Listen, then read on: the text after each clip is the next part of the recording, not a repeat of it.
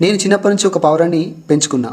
ఆ పావురానికి ఏం అవసరమైన 3 పూటలు ఆ ఫుడ్ పెట్టి అల్లాని ముద్దుగా ఆ పావురాన్ని చూసుకోవడం జరిగింది. ఇప్పుడు అక్కడికి మా నాన్న వచ్చి, ఏందిరా ఆ పావురాన్ని అలా పంజరంలో పెట్టి బంధిస్తున్నావు అన్నాడు. నేనన్నా, నాన్న అది నా పావురం నాన్న, అందుకే దాన్ని పెట్టిన నాన్న అన్నా.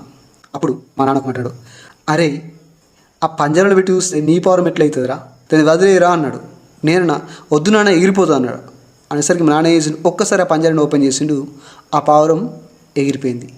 అప్పుడు నాకు చాలా బాధ అనిపించింది. అర్రే పావురం ఎగిరిపోయింది, ఇన్ని రోజు కష్టపడి పెంచినదని చిన్నప్పటి నుండి అది రాదనుకున్నా. 1 గంట తర్వాత ఆకాశం నుండి పావురం ఎగురుతూ వచ్చి నా భుజం మీద ఇక్కడ ఆలింది. అప్పుడు మా నాన్న నవ్వుతూ ఒక మాట అన్నాడు, అరే అది ఇప్పుడు నీ పావురం రా, నీ పావురం మాత్రమే ఇప్పుడు అని అన్నాడు. అది మనది అనుకున్నప్పుడు అది ఎక్కడున్నా మన దగ్గర వస్తుంది. దానికోసం కష్టపడే అవసరం లేదు, ఏడ్చే అవసరం లేదు. ఇది ఎవరికి షేర్ తెలుసు కదా ఫ్రెండ్స్.